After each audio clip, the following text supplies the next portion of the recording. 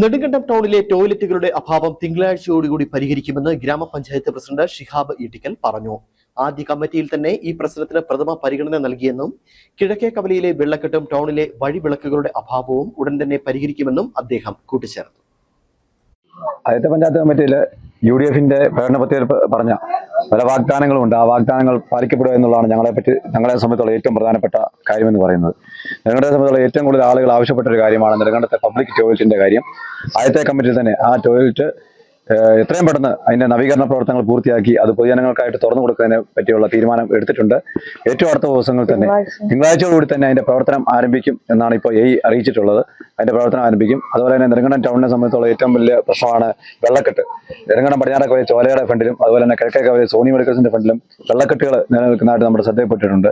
അതുമായി ബന്ധപ്പെട്ട് കിഴക്കേക്കവലയിലെ വെള്ളക്കെട്ടിനെ സംബന്ധിച്ച് PWD സംസാരിച്ച് അതിനൊരു സ്ഥായിയായ ഒരു പരിഹാരം കാണാൻ വേണ്ടിയുള്ള നിർദ്ദേശം ഞങ്ങൾ ഇപ്പം തീരുമാനമെടുത്തിട്ടുണ്ട്.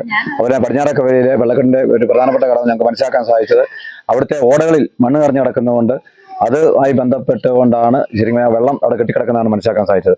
ഏതായാലും അടുത്ത ദിവസം തന്നെ പഞ്ചായത്തിന്റെ നേതൃത്വത്തിൽ ആ ഓടയിലെ മണ്ണ് മൊത്തം കോരി വൃത്തിയാക്കാനുള്ള സംവിധാനങ്ങൾ ചെയ്തിട്ടുണ്ട്. അതുപോലെ നെടുങ്കണ്ടത്തെ സംബന്ധിച്ചോളം ഏറ്റവും വലിയ വഴിവിളക്കുകളുടെ ഒരു പ്രശ്നം നിലനിൽക്കുന്നുണ്ടായിരുന്നു. അതിനും അടിയന്തരമായി പരിഹാരം കാണും. അടുത്ത ദിവസം തന്നെ വഴിവിളക്കുകൾ പൂർണ്ണമായിട്ടും പണിത് അത് നല്ല പ്രകാശഭരിതമാക്കുന്ന രീതിയിലേക്ക് ആക്കാനുള്ള സംവിധാനങ്ങൾ ചെയ്തിട്ടുണ്ട്.